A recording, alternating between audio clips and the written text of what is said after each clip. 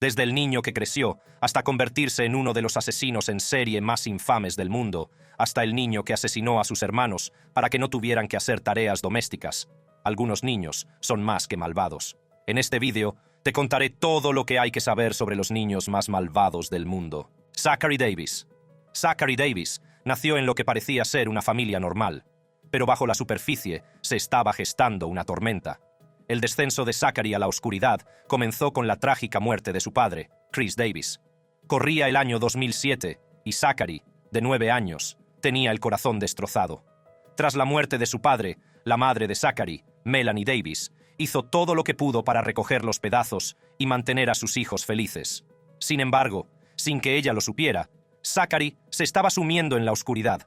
Se volvió cada vez más retraído y pronto le diagnosticaron esquizofrenia y trastorno depresivo.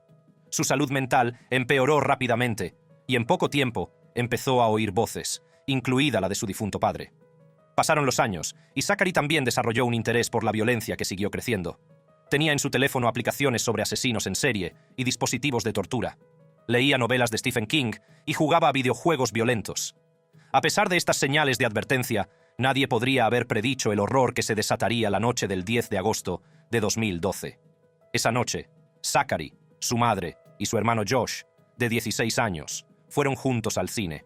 Melanie se fue a la cama a las 9 de la noche, sin saber el malvado plan que su hijo tenía en mente. Mientras dormía, Zachary cogió un mazo del sótano y entró en su habitación. La golpeó hasta matarla, casi 20 veces. Zachary cerró la puerta y se dirigió a la sala de juegos de la familia. Empapó la habitación con whisky y gasolina antes de prenderle fuego.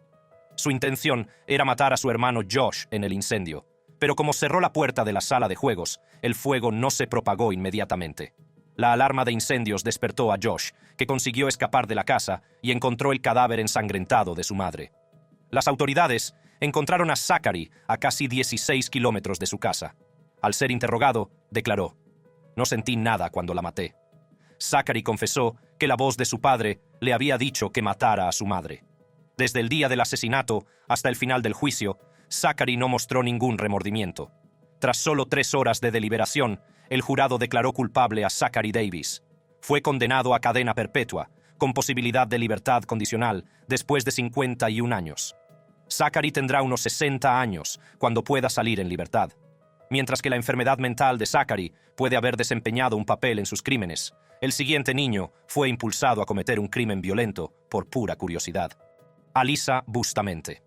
Desde el principio, la vida de Alyssa Bustamente estuvo marcada por la inestabilidad y las dificultades. Sus padres, Michelle y César Bustamante, eran adolescentes cuando nació Alyssa. Ambos luchaban contra graves problemas de adicción. A medida que Alyssa crecía, los signos de sus batallas internas se hacían cada vez más evidentes. Empezó a autolesionarse y a los 13 años intentó quitarse la vida. Este intento fallido hizo que le recetaran el antidepresivo Prozac. A pesar de la medicación, su comportamiento era cada vez más preocupante. El 21 de octubre de 2009, Alyssa puso en marcha su malvado plan. Utilizó a su hermana pequeña, Emma, para atraer al bosque a Elizabeth Olten, de 9 años, vecina y compañera de colegio.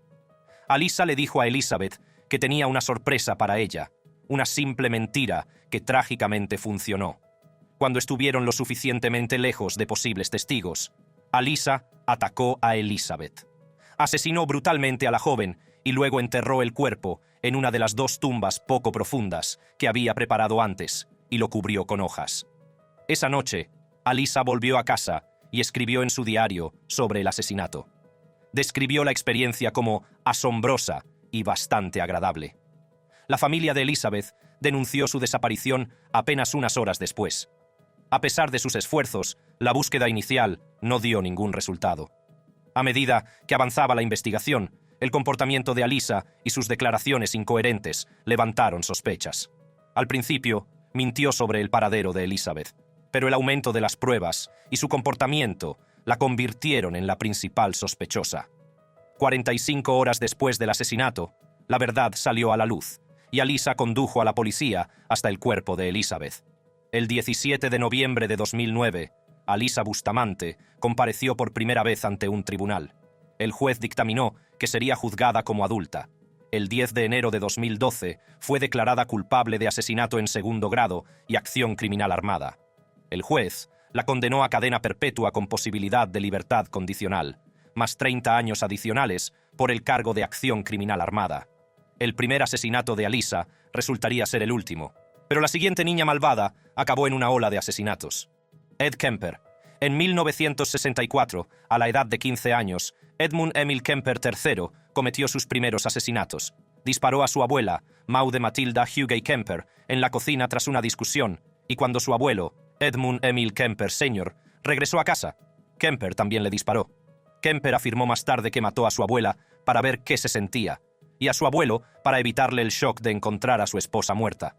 Tras los asesinatos, Kemper llamó a su madre, que le indicó que llamara a la policía. Posteriormente fue entregado a la Autoridad Juvenil de California y se le diagnosticó esquizofrenia paranoide. Kemper fue enviado al Hospital Estatal de Atascadero, un centro de máxima seguridad para convictos con enfermedades mentales. A pesar de su violento pasado, Kemper fue puesto en libertad en 1969, a la edad de 21 años. En contra de las recomendaciones de los médicos de la prisión, se fue a vivir con su madre a Santa Cruz, California. Fue a la universidad y en 1971 consiguió un trabajo en el Departamento de Transportes. Sin embargo, sus oscuros impulsos no tardarían en regresar. El 7 de mayo de 1972, Kemper se ofreció a llevar a dos señoras. En lugar de llevarlas a su destino, las condujo a una zona aislada. Allí, apuñaló y estranguló a una de ellas antes de centrar su atención en la otra mujer, a la que también apuñaló hasta la muerte. Tras los asesinatos, Kemper llevó los cadáveres a su apartamento.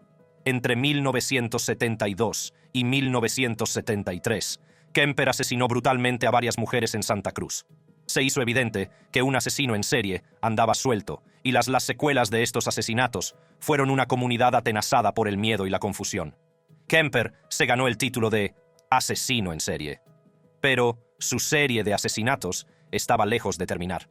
El 20 de abril de 1973, Kemper volvió a casa de su madre en Aptos, California. Esa misma noche, entró en su dormitorio y acabó brutalmente con su vida. Le extrajo la laringe y la tiró al triturador de basura.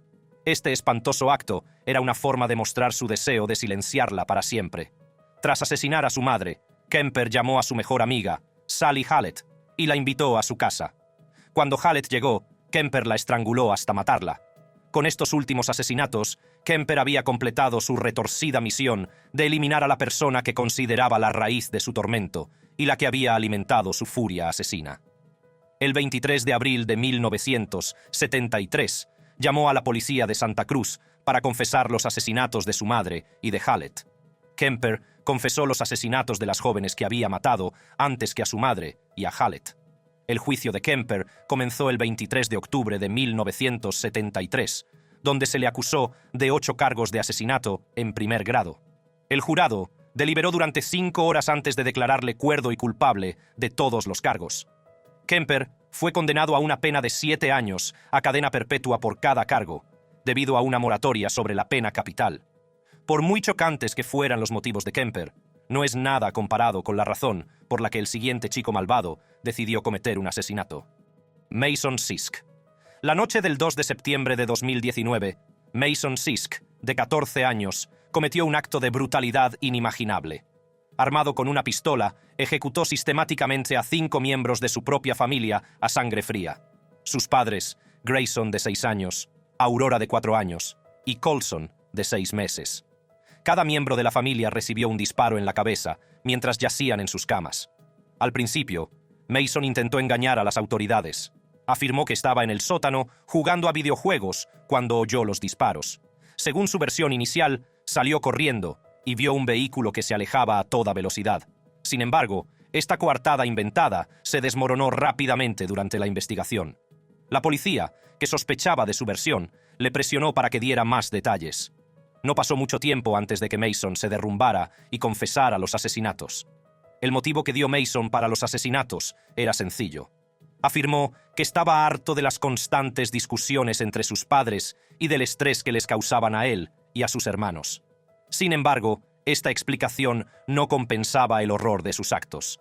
Mason fue detenido y acusado de varios cargos de asesinato. Dada la gravedad del crimen y la corta edad del autor, el caso atrajo la atención de los medios de comunicación. El juicio de Mason Sisk comenzó en abril de 2023. La Fiscalía presentó un caso convincente, detallando la naturaleza calculada de los asesinatos y el historial de conducta violenta de Mason. Su equipo de defensa intentó argumentar que era un adolescente problemático, llevado al límite por un entorno familiar disfuncional. Tras un juicio largo y cargado de emociones, el jurado declaró a Mason Sisk culpable de múltiples cargos de asesinato capital. Dada la edad de Mason, en el momento del crimen, no podía ser condenado a muerte. En su lugar, fue condenado a cadena perpetua sin posibilidad de libertad condicional. A continuación, un niño cuyo miedo a su padre le llevó a cometer un crimen atroz. Josh Phillips. Joshua Earl Patrick Phillips nació el 17 de marzo de 1984 en Allentown, Pensilvania. Desde fuera, Josh parecía un chico corriente, pero su vida en casa distaba mucho de ser normal. Su padre, Steve Phillips, era drogadicto y alcohólico, conocido por su temperamento violento y sus estrictas normas. El comportamiento impredecible de Steve hacía que tanto Josh como su madre, Melissa Phillips, vivieran atemorizados. En noviembre de 1998, Josh tenía 14 años y vivía en Jacksonville. Enfrente de la familia Phillips vivía la familia Clifton, incluida Maddie Clifton, de 8 años. Maddie y Josh eran amigos y nunca tuvo motivos para tenerle miedo. El 3 de noviembre de 1998, Maddie Clifton fue a casa de Josh y le pidió que saliera a jugar al béisbol. A pesar de conocer las estrictas normas de su padre sobre invitar a amigos, Josh aceptó. Según la confesión posterior de Josh, mientras jugaban al béisbol, golpeó accidentalmente la pelota en el ojo de Maddie, haciéndola sangrar y gritar. El pánico se apoderó de Josh cuando se dio cuenta de que su padre no tardaría en llegar y temió el severo castigo que podría recibir. Presa del pánico, Josh arrastró a Maddie hasta su casa, diciendo que se le había caído la ropa al hacerlo. Desesperado por evitar que gritara, la golpeó con el bate de béisbol y la escondió bajo la base de su cama. Pero la pesadilla estaba lejos de terminar. Cuando Steve Phillips regresó a casa, Josh actuó como si nada hubiera pasado. Sin embargo, cuando regresó a su habitación, descubrió que Maddie seguía viva y gimiendo bajo su cama. En un intento desesperado por silenciarla, Josh quitó el colchón y la apuñaló en el pecho, matándola finalmente. La desaparición de Maddie se denunció sobre las 5 de la tarde de ese día. La comunidad, incluido Josh, se unió a la policía y a los voluntarios en una frenética búsqueda de 6 días de la niña desaparecida. Lo que no sabían era que el cuerpo sin vida de Maddie estaba escondido a pocos metros, debajo de la cama del niño que había jugado con ella esa tarde. El 10 de noviembre, Melissa Phillips vio una mancha de humedad en el suelo de la habitación de Josh. Cuando investigó, encontró el cuerpo de Maddie bajo la cama de Josh. Melissa informó inmediatamente a la policía. Josh fue arrestado en la escuela más tarde ese mismo día y confesó el asesinato a las pocas horas. El 8 de julio, Josh Phillips fue declarado culpable de asesinato en primer grado. Dada su edad, no podía optar a la pena de muerte. En su lugar, fue condenado a cadena perpetua sin posibilidad de libertad condicional. El siguiente es el chico que se convertiría en la persona más joven condenada a cadena perpetua sin posibilidad de libertad condicional en la historia moderna de Estados Unidos. Lionel Tate. Era un día de verano aparentemente normal, el 28 de julio de 1999, en un tranquilo barrio suburbano del condado de Broward, Florida. Lionel Tate, de 12 años, estaba pasando el día con Tiffany Unick, su prima de 6 años, a la que cuidaba la madre de Tate, Kathleen Grosset Tate. Los niños estaban abajo jugando mientras Kathleen estaba arriba, sin saber el oscuro giro que pronto tomaría el día. Kathleen, ocupada con sus propias tareas, les llamaba de vez en cuando para que no hicieran ruido. No tenía motivos para sospechar que algo fuera mal. A medida que pasaban los minutos, los sonidos juguetones del piso de abajo empezaron a desaparecer. Unos 45 minutos después, Lionel subió con una noticia escalofriante. Tiffany ya no respiraba. Kathleen bajó corriendo y encontró a Tiffany inmóvil en el suelo. El pequeño cuerpo de Tiffany estaba cubierto de moratones. Sus piernas, pies y cuello mostraban las marcas de graves traumatismos. El alcance de las heridas era espantoso. Tenía el cráneo fracturado, el hígado lacerado, una costilla rota y el cerebro inflamado.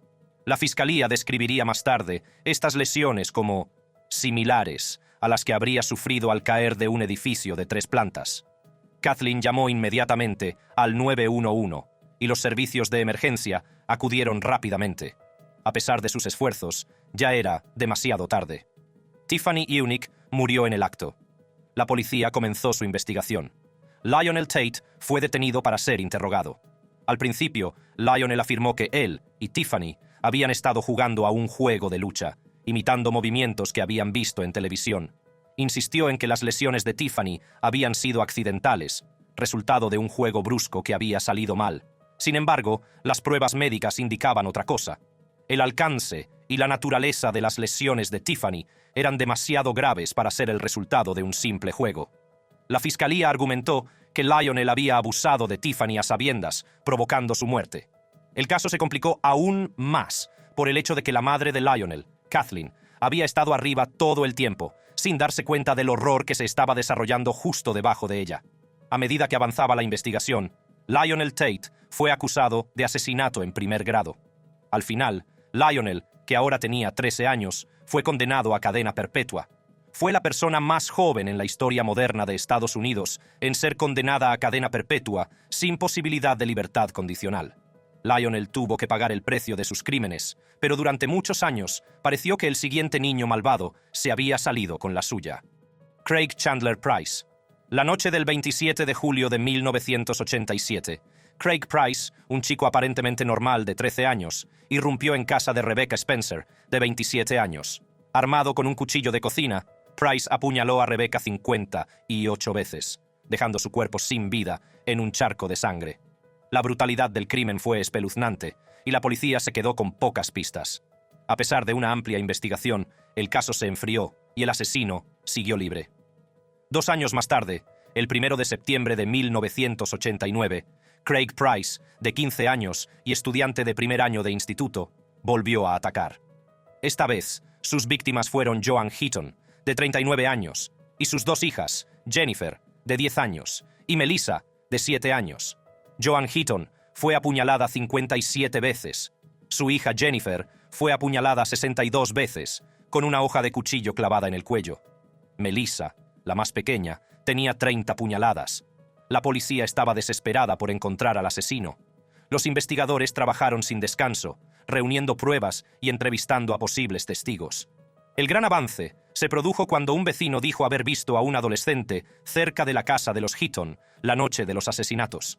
Craig Price, ya conocido por la policía por pequeños hurtos, fue llevado para ser interrogado. Bajo un intenso interrogatorio, Price confesó tranquilamente los asesinatos, sin mostrar ningún remordimiento por sus actos. Craig Price fue detenido en 1989, justo un mes antes de cumplir 16 años. El caso contra Price era sólido, y su confesión selló su destino. Según la legislación de Rhode Island de la época, los menores no podían ser juzgados como adultos, independientemente de la gravedad de sus delitos. Así, pues, Price fue juzgado y condenado como menor, lo que significaba que, por ley, quedaría en libertad y sus antecedentes penales sellados cuando cumpliera 21 años. Sin embargo, un año antes de quedar en libertad, Price apuñaló a un compañero y fue condenado a 25 años por ello. Craig Price no dio muestras de remordimiento, pero su comportamiento no es nada comparado con el de este chico. Nicholas Kedrowitz. El 1 de mayo de 2017 era un día aparentemente normal hasta que las autoridades recibieron una angustiosa llamada sobre una niña que no respondía. Esa niña era Desiree McCartney, de 23 meses, hermanastra de Nicholas Kedrowitz. El personal de emergencia acudió rápidamente al lugar y practicó la reanimación cardiopulmonar a la niña. A pesar de los esfuerzos de los profesionales médicos, Desiree fue declarada muerta el 6 de mayo de 2017. La autopsia, realizada al día siguiente, no pudo determinar la causa de su muerte. Menos de 2 meses después, el 20 de julio de 2017, la tragedia volvió a golpear a la familia Kedrowitz. Las autoridades fueron enviadas a la casa de la familia por segunda vez. Esta vez era Nathaniel Ritz, de 11 meses, hermanastro de Nicholas, quien no respondía. Nathaniel fue trasladado a un hospital de Batesville, Indiana, donde fue declarado muerto al día siguiente. En un principio, las muertes de Desiree y Nathaniel se declararon indeterminadas, pero empezaron a surgir sospechas. Aproximadamente un mes y medio después de la muerte de Nathaniel, la madre de Nicholas, Christina McCartney, se puso en contacto con un detective de la Policía Estatal de Indiana con una inquietante revelación.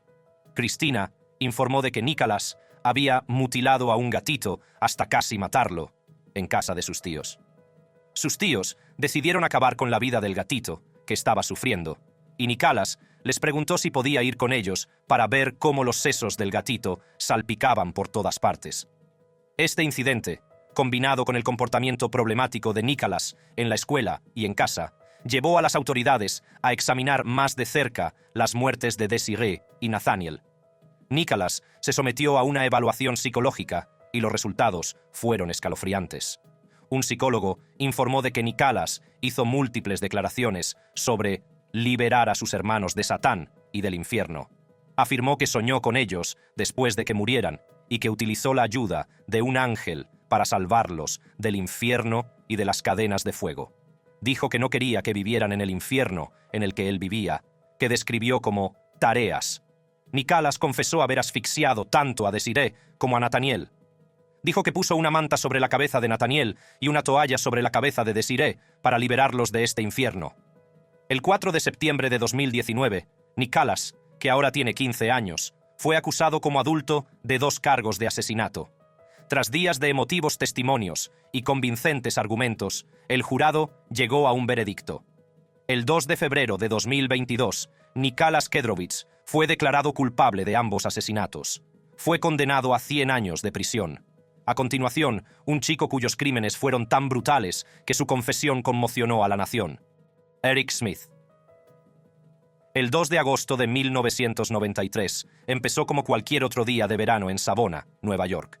Derrick Joseph Roby, de 4 años, estaba entusiasmado por asistir a un campamento de día en un parque local, a un corto paseo de su casa. Su madre, Doreen Roby, solía acompañarle en ese corto paseo, pero esa mañana estaba preocupada por el hermanito de Derrick. Derrick le aseguró que podía ir solo, y así se puso en marcha aquella mañana, sin ser consciente del peligro que le aguardaba. Mientras Derrick se dirigía al parque, Eric Smith, de 13 años, paseaba en bicicleta por las inmediaciones. Smith vio a Derrick caminando solo y vio una oportunidad. Atrajo al desprevenido niño a una zona boscosa cercana. En el bosque aislado, las tendencias violentas de Smith se apoderaron de él. Estranguló a Derrick hasta que se desmayó y luego le tiró una gran piedra a la cabeza. La brutalidad no terminó ahí. Smith siguió agrediendo al niño inconsciente con un pequeño palo y vertió Kool-Aid de la fiambrera de Derrick en sus heridas abiertas. Se determinó que la causa de la muerte fue un traumatismo cráneoencefálico, junto con otros factores. Alrededor de las 11 de la mañana, Doreen Roby fue al parque a recoger a su hijo, pero se dio cuenta de que Derrick no había llegado. Se inició la búsqueda de Derrick. Casi 5 horas después, los buscadores descubrieron el cuerpo sin vida de Derrick en el bosque, a pocos metros del parque. Días después del asesinato, Eric Smith fue interrogado por la policía. Smith dijo a los investigadores que iba en bicicleta cuando vio a Derrick al otro lado de la calle. La detallada descripción que Smith hizo de la ropa y la bolsa del almuerzo de Derrick levantaron sospechas. El 6 de agosto de 1993, los investigadores pidieron a Smith que recreara su encuentro con Derrick. Cuando Smith recreó la escena, los investigadores se dieron cuenta rápidamente de que no podía haber visto todo lo que describió desde la distancia que decía estar. El 8 de agosto, la familia de Smith, desesperada por obtener respuestas, le rogó que les contara lo que vio el día del asesinato de Derrick Roby. Abrumado por la culpa, Smith confesó finalmente a su madre. El 2 de septiembre de 1993, un gran jurado acusó a Eric Smith de asesinato en segundo grado. Poco más de una semana después, el 10 de septiembre, Smith se declaró inocente. Eric fue declarado culpable de asesinato en segundo grado por el homicidio de Derrick Roby y fue condenado a la pena máxima, entonces disponible para asesinos juveniles, de 9 años a cadena perpetua. A continuación, un chico cuya infancia estuvo tan llena de traumas que puede haberle empujado a hacer lo impensable. Christian Fernández. Christian Fernández nació en un mundo de caos y abandono. Su historia comenzó en 1999 en Miami, Florida, donde llegó al mundo en circunstancias que sentarían las bases para una vida llena de dificultades inimaginables. La madre de Christian, Vianela Susana, tenía solo 12 años cuando lo dio a luz. Desde el principio, la vida de Christian estuvo marcada por la inestabilidad y los traumas. A la tierna edad de 2 años, lo encontraron desnudo y sucio, vagando por las calles del sur de Florida. Su abuela, que se suponía que cuidaba de él, estaba en una habitación de motel consumiendo drogas, mientras que su madre adolescente no aparecía por ninguna parte. Las autoridades intervinieron y tanto Christian como su madre fueron colocados en hogares de acogida. Pero el ciclo de abandono y malos tratos estaba lejos de terminar. Cuando Christian tenía 8 años, el Departamento de Infancia y Familias investigó una denuncia de que un primo mayor había abusado sexualmente de él. En octubre de 2010, Christian y su madre se mudaron a Hialeah, un suburbio de Miami, con el nuevo marido de Vianela. Fue allí donde Christian sufrió una lesión ocular tan grave que los funcionarios de la escuela lo enviaron al hospital para que lo examinaran. Christian dijo a los agentes que su padrastro le había pegado un puñetazo. Cuando los agentes llegaron al apartamento de la familia para investigar, encontraron al padrastro de Christian muerto de una herida de bala autoinfligida. Este suceso traumático fue otro golpe más para la ya frágil psique de Christian. El 14 de marzo de 2011, comenzaron a desencadenarse los trágicos acontecimientos que alterarían para siempre la vida de Christian. Su hermanastro de 2 años, David, fue encontrado inconsciente y posteriormente declarado muerto en el hospital.